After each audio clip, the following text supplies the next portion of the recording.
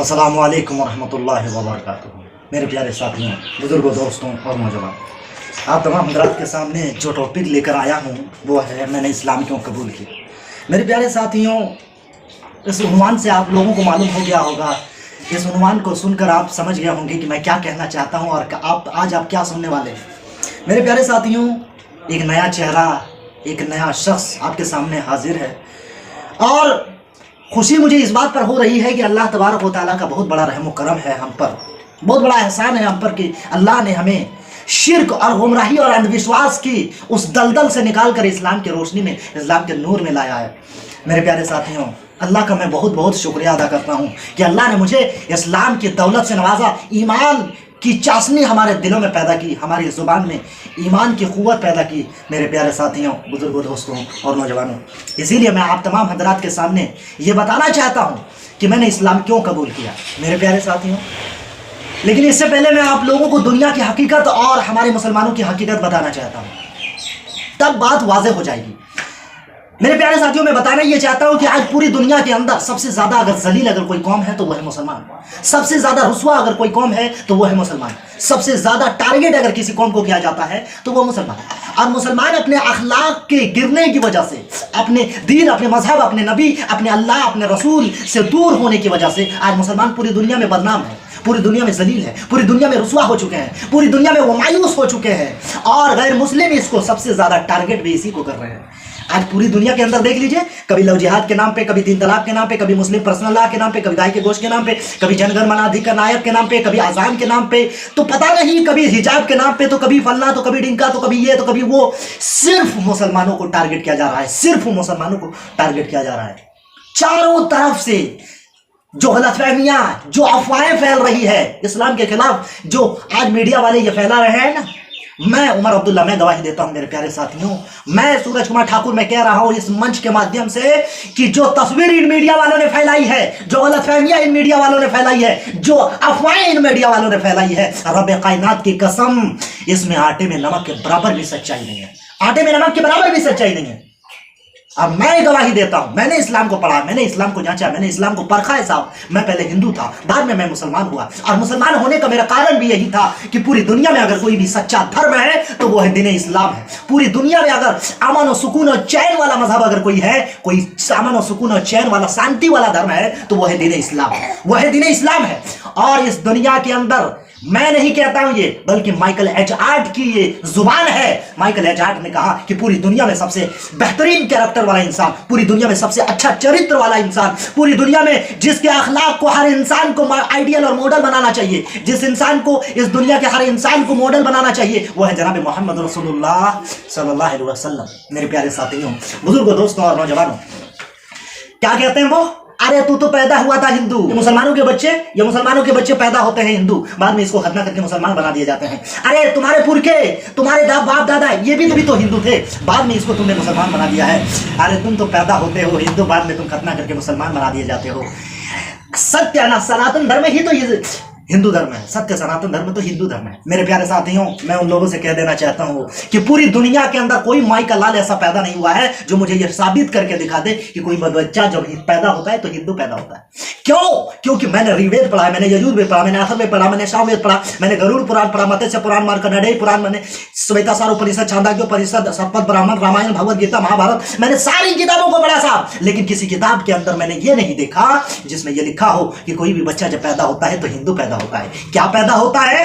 तुम कहते रहो कि हिंदू पैदा होता है, तुम कहते रहो कि हिंदू पैदा होता है। रब कायनात की कसम, हमारे नबी जनाब मोहम्मद रसूलुल्लाह का फरमान है, अन अबी हुरैरा रज़ियल्लाहु अन्हु क़ाल रसूलुल्लाह सल्लल्लाहु अलैहि वसल्लम कुल्लु मौलूदिन यूलदु अलल फितरा अबवाहु युहव्विदानी व युनस्सिरानी व युमज्जिसानी व युनस्सिरानी। क्या कहा अल्लाह के नबी ने? अल्लाह के नबी सल्लल्लाहु अलैहि वसल्लम ने बहुत प्यारी बात कही है। मेरे प्यारे भाइयों, सुनो, गौर से सुनो, कान के पर्दे खोल के सुनो, दिल के पर्दों को तोड़ के सुनो। याद रखो, यही इस्लाम सत्य सनातन धर्म है और ये कुरान अल्लाह का लेटेस्ट वर्जन है जिसे तुम वेद कहते हो। मेरे प्यारे साथियों, मैं कहना ये चाहता हूं कि अल्लाह के नबी सल्लल्लाहु अलैहि वसल्लम ने क्या कहा जानते हैं? कि हर बच्चा मुसलमान अपनी फितरत में पैदा होता है, हर बच्चा अपनी फितरत में पैदा होता है। अल्लामा इब्न क़य्यिम रहमतुल्लाह अलैह ने कहा कि फितरत से मुराद यहाँ पे मुसलमान है। मतलब ये कि मुसलमान पैदा होता है, मुसलमान पैदा होता है हर बच्चा। उनके माँ बाप उसको यहूदी बना देते हैं, उनके माँ बाप उसको नसरानी बना देते हैं, उनके माँ बाप उसको यहूदी बना देते हैं, उनके माँ बाप उसको मजूसी आग का पुजारी बना देते हैं, उसके माँ बाप उसको ब्रह्मा विष्णु महेश का पुजारी बना देता है, लेकिन बच्चा तो पैदा होता है मुसलमान मेरे प्यारे साथियों। और इसकी सबसे बड़ी दलील अगर मैं किसी इंसान की देना चाहूं तो वो है स्वामी दयानंद सरस्वती।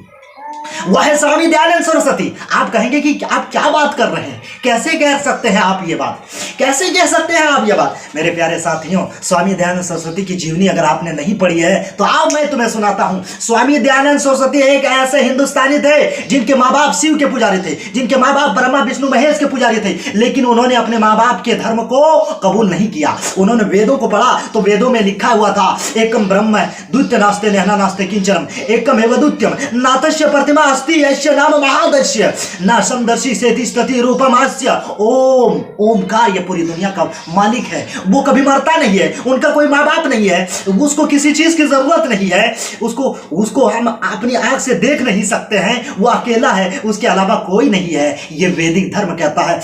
स्वामी दयानंद सरस्वती ने अपने बाप को समझाया कि अब्बू जान, मेरे पिताश्री, आप जो कर रहे हैं वो अर्थ का अनर्थ कर रहे हैं, आप जो कर रहे हैं ब्रह्मा विष्णु महेश और देवी देवताओं की पूजा, ये वैदिक धर्म के खिलाफ है और मैं आपके धर्म को आज ठुकराता हूं, इनकार करता हूं, मुझे आपके धर्म से कोई लेना देना नहीं है। मेरे प्यारे साथियों, ये बात कह करके स्वामी दयानंद सरस्वती अपने घर से निकल जाते हैं और उन्होंने भविष्य में एक धर्म की स्थापना की जिसका नाम है आर्य समाज। मेरे प्यारे साथियों, बुजुर्गों, दोस्तों और नौजवानों, याद रखो, इस्लाम की छत्रो छाया में आ जाओ, नफरतों को अपने दिलों से निकाल दो। अरे क्या करोगे, ये चंद दिन की जिंदगानी है, बंद हो गई आग तो खत्म कहानी है।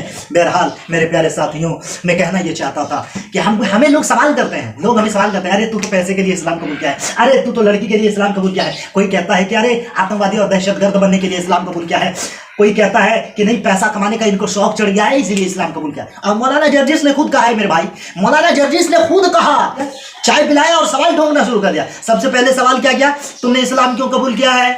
अच्छा, पता नहीं किसी मुसलमान लड़की से मोहब्बत हो गई है इसीलिए इस्लाम कबूल कर ले, चलो लड़की का बाप हमें शादी दे देगा उससे। अच्छा, पता नहीं अगर मुसलमान 4-4 बीवियां 40-40 बच्चे पैदा करते हैं, कहीं तुमको भी 4-4 बीवियां करने का शौक है इसीलिए तुमने इस्लाम कबूल कर लिया। फिर उन्होंने तीसरा सवाल ठोक डाला, उन्होंने कहा कि अच्छा, लोग सऊदी अरब जाते हैं तो हो सकता है कि तुम पैसे के लालच में इस्लाम कबूल कर लिए और पैसा कमाया जाए ज्यादा से ज्यादा, इसीलिए सऊदी अरब जाकर के पैसा कमाने के लिए तुमने इस्लाम कबूल कर लिया। पांचवा सवाल उन्होंने ठोक डाला। फिर उन्होंने कहा कि मुसलमान आतंकवादी और दहशतगर्द होता है, क्या तुम्हें आतंकवादी और दहशतगर्द बनने का शौक है? मैंने कहा अरे अल्लाह के बंदे, इस्लामी धर्म के अंदर मूर्ति पूजा नहीं है, इस्लाम धर्म के अंदर एक ईश्वरवाद की शिक्षा दी जाती है और जनाब मोहम्मद रसूलुल्लाह सल्लल्लाहु अलैहि वसल्लम अंतिम ऋषि हैं, अंतिम महादूत हैं, अंतिम पैगंबर हैं। इसके अलावा कोई पैगंबर हमको समझाने के लिए नहीं आएगा। हमें मोक्ष की प्राप्ति अगर हो सकती है तो इस्लाम की छत्र छाया में हो सकती है, क्योंकि आज पूरी धरती के अंदर अगर शुद्ध और पवित्र रूप में अगर कोई आकाशवाणी है तो वो है कुरान मजीद की शक्ल में है, वो कुरान मजीद की शक्ल में है। और कोई अंतिम ऋषि, अंतिम अवतार है तो वो है जनाब मोहम्मद रसूलुल्लाह। हम इसको छोड़कर कहाँ जाएंगे? हम इसको छोड़कर किसके शरण में जाएंगे? हम अल्लाह को छोड़कर किसके पास अपना हाथ फैलाएंगे? हम अल्लाह को छोड़कर किसके आगे झुकेंगे? अरे वही तो सर्वव्यापी है, वही तो परम पिता परमेश्वर है, वही तो अल्लाह है, वही तो ओम है। मेरे प्यारे साथियों, वही तो सबका खालिक है, वही तो सबका मालिक है, फिर हम उसे छोड़कर किसकी इबादत करेंगे? उन्होंने कहा अच्छा ये बात, इस सवाल का जवाब मुझे ईमानदारी के साथ देना। ये बताओ कि तुम वहां पे चुंदरी चढ़ाते थे देवी माँ को, मुसलमान यहाँ पे दरगाह में चादर चढ़ाते हैं, दोनों में क्या फर्क है? दोनों में क्या फर्क है? तुम वहां पे बकरी की बलि चढ़ाते थे, मुसलमान यहाँ पे दरगाह में मुर्गा चढ़ाते हैं। तुम वहां पे गेंदे का फूल चढ़ाते थे, मुसलमान यहाँ पे लिली का फूल चढ़ा रहे हैं। तुम वहां पे चुंदरी चढ़ाते थे, ये यहाँ पे चादर चढ़ा रहे हैं। तुम वहां पे गंगा जल चढ़ाया करते थे, ये यहाँ पे जमजम चढ़ा रहे हैं। दोनों में क्या फर्क है? दोनों तो बराबर हुआ ना। मैंने कहा नहीं, इस्लाम तो इस बात की इजाजत नहीं देती है, इस्लाम तो इस बात की इजाजत नहीं देती है कि तुम दरगाह में जाओ, मुर्गा चढ़ाओ, चुंदरी चढ़ाओ, चादर चढ़ाओ और वहां पे जाके चूमो चाटो और तबर्रुक कह करके उनकी सजदा करो, उन्हीं से मुरादे मांगो। इस्लाम तो ये नहीं कहता है। हमारे नबी तो पूरी जिंदगी में ये नहीं कहा। हमारे नबी ने तो जिंदा ही में ये लोगों को आश्वासन दे दिया था कि लोगों, हमारे मरने के बाद हमारी कब्र को तुम अवसान मत बनाना, वसन मत बनाना, हमारे कब्र को तुम बुद्धगाह कब्रिस्तान मत बना देना, हमारे कब्र को तुम पूजने और पर चूमने चाटने की जगह मत बना देना। अल्लाह के नबी ने ये पेशिन गोई अपनी ज़िंदगी में ही कर दिया था, फिर किस बुनियाद पर तुम कह सकते हो कि अल्लाह तबारक व तआला ने, अल्लाह के नबी ने कब्र को पूजने, कब्र को चूमने और चाटने और चुनरी चढ़ाने का ऑर्डर दिया था? किस बुनियाद पर कह सकते हो? नहीं, ये गलत है, शरीयतन गलत है, हराम है, इसकी इजाजत इस्लाम नहीं देता है।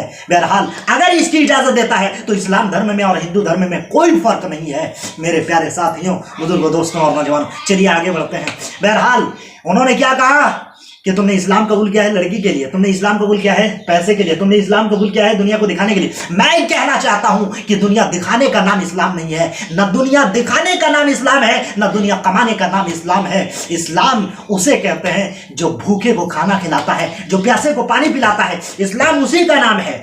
मेरे प्यारे साथियों, बुजुर्गों, दोस्तों और नौजवानों, नीयत अगर अच्छी है ना, नीयत अगर अच्छी है तो तुम्हारी छोटी सी अमल भी अल्लाह के पास काबिल कबूल है।